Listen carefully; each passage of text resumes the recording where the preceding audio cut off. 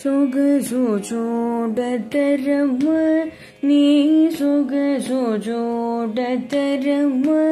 నీ సొగసొచోడతరమ్మ నీ సొగసొచోడతరమ్మ నీ సొగసొచోడతరమ్మ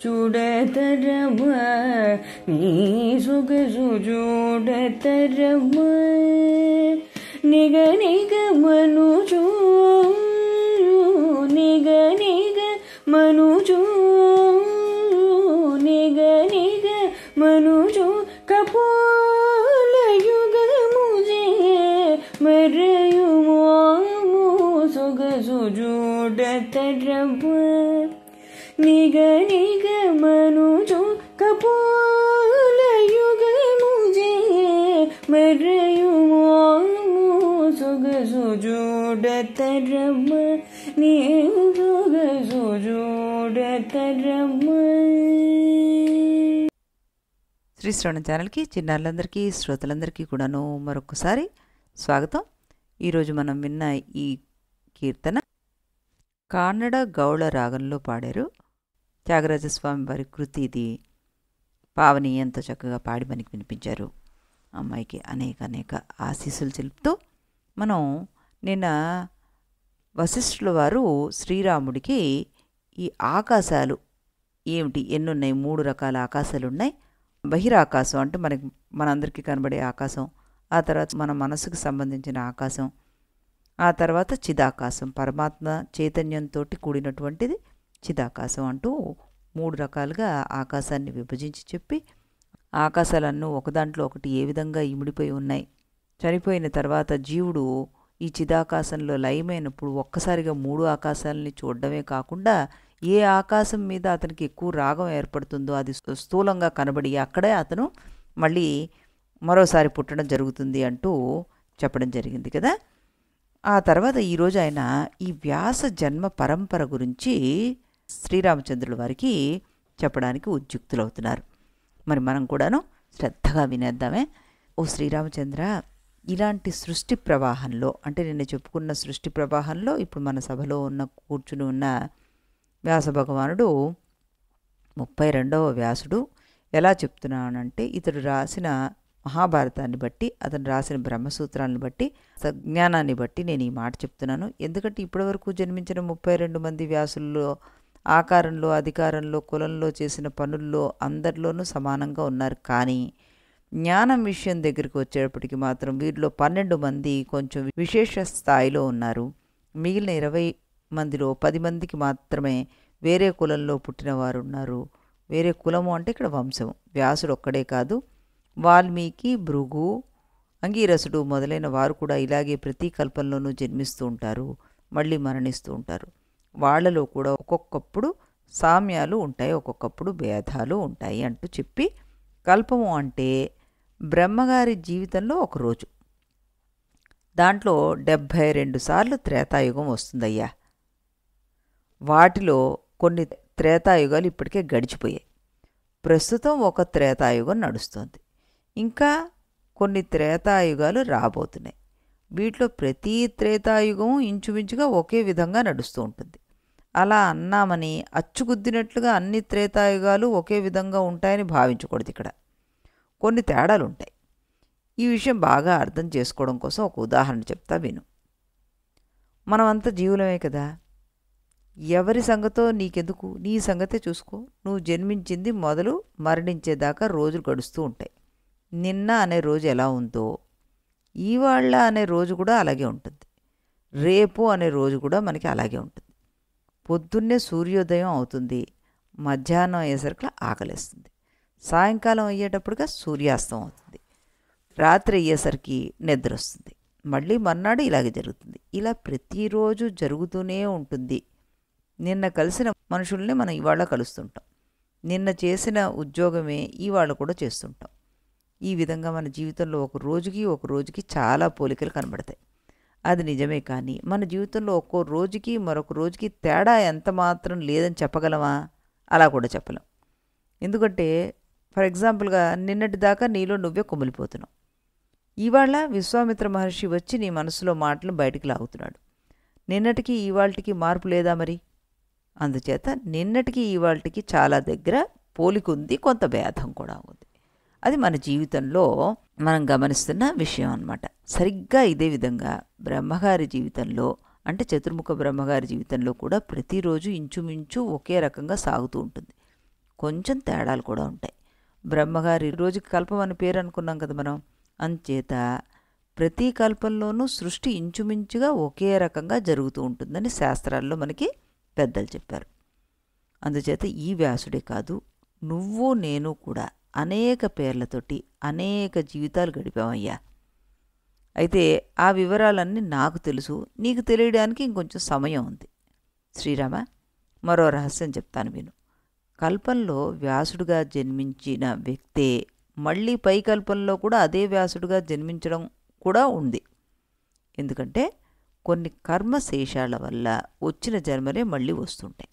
నిజానికి ఇప్పుడు మన సభలో కూర్చున్న వ్యాసుడు ఇప్పటికీ 10వసారి వ్యాస జన్మ ఎత్తాడు.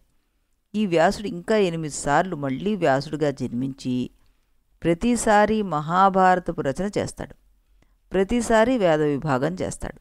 ఆ తర్వాత అతడు చతుర్ముఖ బ్రహ్మ పదవిని పొందుతాడు. బ్రహ్మగా జీవితం పూర్తయిన తర్వాత అప్పుడు పరిపూర్ణమైన విదేహ కైవల్యాన్ని పొందుతాడు. ఆయన ఒక్కడే కాదు, నేను, వాల్మీకి, భృగువు మొదలైన మహర్షులు అనేక మందిమి ఇప్పటికి అనేక సార్లు అనేక పేర్లతో జన్మించాం. ఇంకా అనేక సార్లు అవే పేర్లతో జన్మించిపోతున్నాం. ఇదంతా ప్రారబ్ధ శేషం వల్ల వచ్చే జన్మ పరంపర.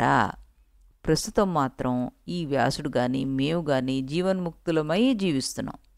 అంటే మాకు నిజం తెలుసు, పరమాత్మ విజ్ఞానం మాకు ఉంది.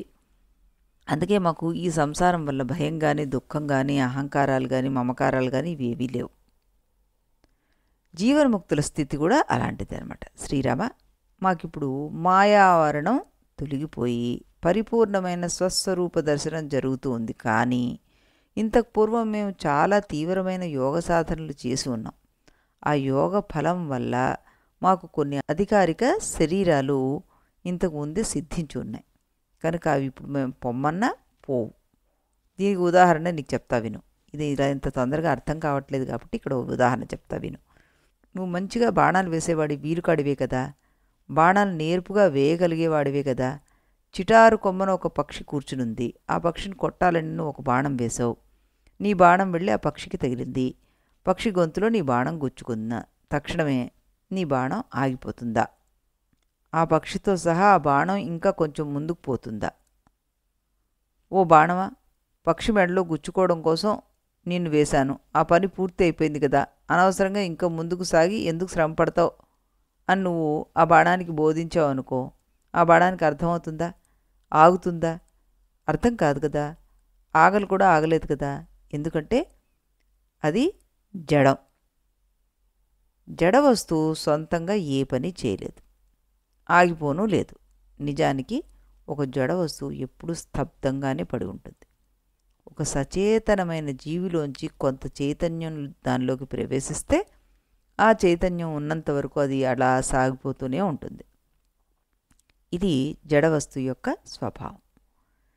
ఇక్కడ రచయిత ఏం చెప్తున్నారంటే, విజ్ఞాన శాస్త్రంలో న్యూటన్స్ లాస్ అన్న 3 సూత్రాలు ఉన్నాయి కాబట్టి వాటిలో మొదటి సూత్రం మనకి ఏదైనా ఒక పదార్థం కదులుతూనే ఉంటే అలాగే కదులుతూ ఉంటుంది, స్తబ్దంగా ఉంటే అలాగే స్తబ్దంగా ఉంటుంది. దాని యొక్క పరిస్థితిని మార్చాలంటే దానికంటే వెలుపల నుంచి వచ్చిన ఏదైనా ఒక్క శక్తి దాని మీదకి వచ్చి పడితేనే పని జరుగుతుంది. అంటే కదులుతూ ఉన్న పదార్థాన్ని ఆపాలంటే ఇంకొక శక్తి అడ్డం పడితే ఆగుతుంది. కదలకుండా ఉన్న ఒక పదార్థాన్ని కదల్చాలంటే ఇంకొక ఫోర్స్ మనం ఉపయోగించాల్సిందే.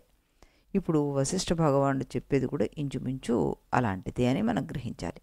న్యూటన్ సూత్రాలు భౌతిక శాస్త్రంలో చెప్పిన విషయాలు. అందుచేత ఆయన చేతనము, జడము అనే పదార్థాలు ఉపయోగించలేదు, పదార్థము, శక్తి అనే పదాలని ఉపయోగించారు. వశిష్ఠ మహర్షి ఆత్మతత్వ విచారణకి సంబంధించి చెప్తున్నారు కాబట్టి మనకి ఇక్కడ జడము, చేతనము అనే పదాన్ని ఉపయోగించారన్నమాట. పదాలలో భేదం తప్పితే విషయంలో భేదం లేదు మనకి. ఇప్పుడు ఈ బాణం ఉదాహరణ చెప్తున్నారు కదా ఆయన. బాణం జడం కనుక పక్షి తలను నరికాక ఇంకా ముందుకు పోతూనే ఉంటుంది అని చెప్పాడు. ఎప్పటిదాకా పోతుందంటే దానిలోకి ప్రవేశించిన చైతన్య శక్తి ఏదైతే ఉంటో అది క్షీణించిపోయేదాకా. అది అలా పోతూనే ఉంటుంది అని చెప్పాడు. వేటి వల్ల క్షీణిస్తుందో చెప్పలేదు. న్యూటన్ గారు భూమి ఆకర్షణ, వాయు తరంగాల ఘర్షణ మొదలైన వేరే శక్తుల వల్ల బాణంలోని వేగశక్తి క్షీణిస్తుంది అని చెప్పారు. ప్రస్తుత ప్రకరణలో వశిష్ఠ మహర్షులు గారికి ఆ వివరాలు అక్కర్లేదు. అందువల్ల తమలో ఉన్న వేగం క్షీణించే వరకు బాణం ముందుకే పోతూ ఉంటుందని మాత్రం చెప్పేసి ఊరుకున్నారు ఆయన. ఎందుకంటే జడ పదార్థం యొక్క స్వభావం అలా ఉంటుంది కనుక. ఈ ఉదాహరణ చెప్పాక వశిష్ఠ మహర్షి శ్రీరాముడికి దాన్ని ఎలా అన్వయించుకోవాలో చెప్తున్నారు. రామ, బాణం ఎలా జడమో అలాగే కర్మలు, కర్మల వల్ల వచ్చే దేహాలు కూడా జడ పదార్థాలే. వాటిని ప్రయోగించే చేతనుడు వేరే ఉన్నాడు. వ్యాసుడు లాంటి జీవన్ముక్తుడి విషయంలో ఆ చేతనుడు పూర్వయోగ బలం ఉపయోగించి చాలా తీవ్రంగా చాలా ప్రయోగాలు చేశాడు. ఆ చేతనుడు అప్పట్లో ఈ యోగం ఎందుకు సాధన చేశాడు? ఎందుకంటే ఆత్మజ్ఞానం పొందాలనే ఉద్దేశంతోనే చేశాడు. కానీ ఆ ఆదుర్ధలో బహుతీవ్రంగా యోగ సాధన చేసేసాడు. అంటే కావాల్సిన దానికంటే ఎక్కువ ఫోర్స్ అన్నమాట అక్కడ అప్లై అయిపోయింది. కావాలనుకున్న ఆత్మజ్ఞానం మధ్యలో ఒక జన్మలోనే వచ్చేసిందంటే ఆ ఫోర్స్ తోటి చేయవలసిన పని ఒకచోట జరిగిపోయింది. అంటే బాణం పిట్ట గొంతులో గుచ్చుకుని ఆ తర్వాత ముందుకు వెళ్ళిపోయింది. పిట్ట గొంతులో గుచ్చుకున్న పరిస్థితి ఏదైతే ఉందో అది ఇక్కడ మనం ఆత్మజ్ఞానం పొందిన స్థితి అని తీసుకుంటే ఆ తర్వాత ఉన్న ఫోర్స్ అంతా కూడా ముందు జన్మల పరంపర కొనసాగించడానికి ఉపయోగించబడింది అని మనం ఇక్కడ అర్థం చేసుకోవాలన్నమాట. అంటే ఆత్మజ్ఞానం కలిగినా కూడా వెనుకటి యోగబలం ఇంకా కొనసాగుతూ ఉంది కనుక వాడి జన్మలు ఇంకా కొనసాగుతూనే ఉన్నాయి.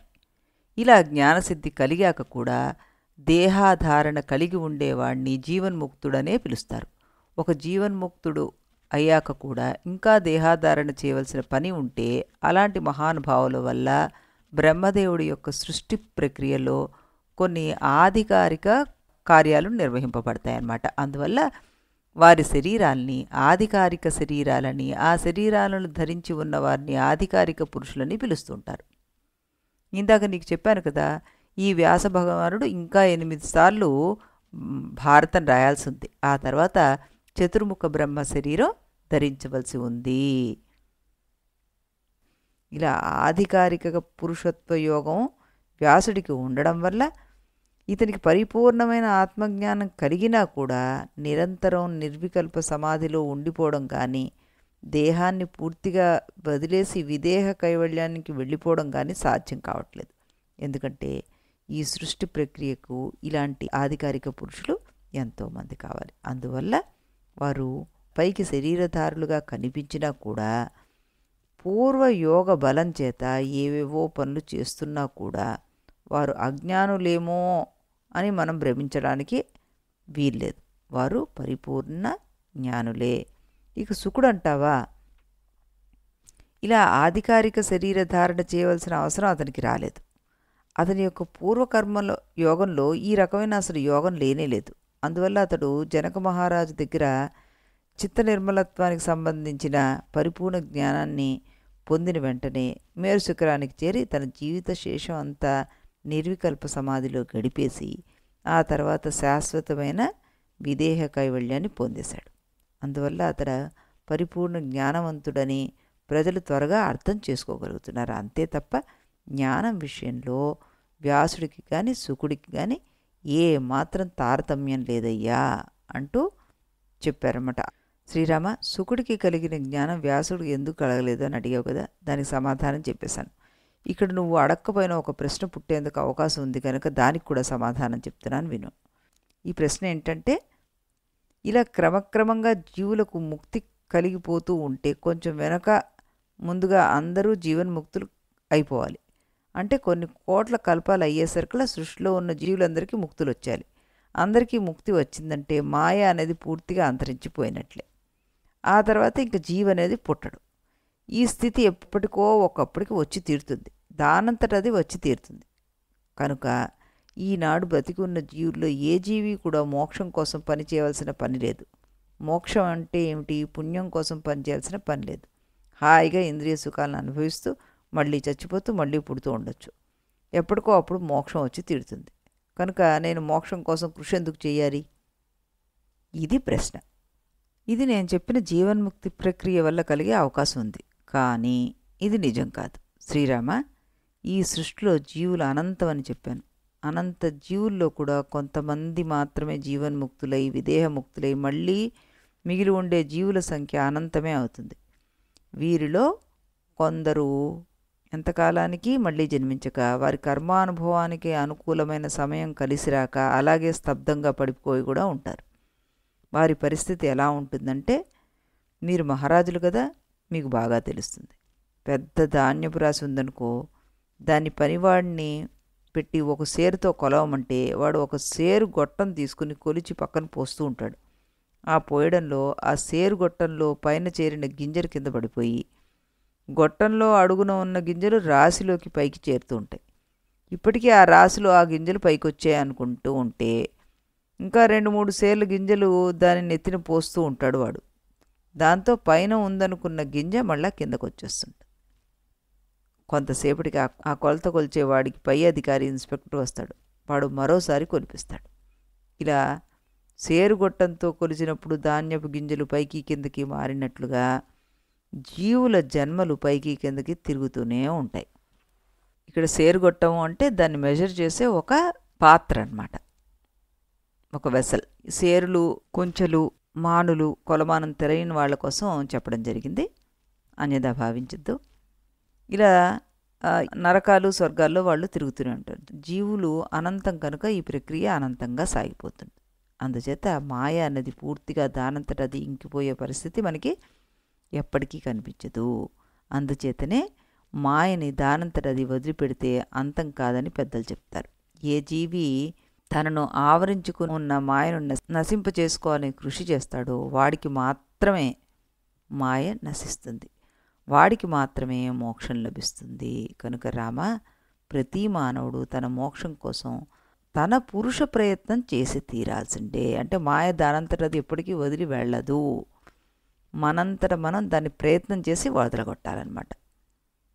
వశిష్ఠ మహర్షి చాలా నేర్పుగల ఉపాధ్యాయుడని చెప్పుకున్నాం. ఆయన ఏం బోధించాలో ప్రణాళిక వేసుకున్నాడని కూడా చెప్పుకున్నాం. మధ్యలో శ్రీరాముడు వేరే ప్రశ్న వేసినా కూడాను వశిష్ఠుడు తన ప్రణాళిక నుంచి తొలగిపోలేదు. సరికదా ఆ ప్రశ్న కూడా తన ప్రణాళికకు అణువుగా వినియోగించుకుని ఆ సమాధానాన్ని తాను చేయబోయే ఉపదేశానికి పీఠికగా ఆయన వాడుకున్నాడనమాట. ఇక రేపు ఆయన తన ప్రణాళికలో ఏం మొదలు పెడుతున్నారు, దేని గురించి చర్చించబోతున్నారు, ఈ విషయాన్ని చక్కగా మనం రేపటి ఎపిసోడ్లో తెలుసుకుందాం.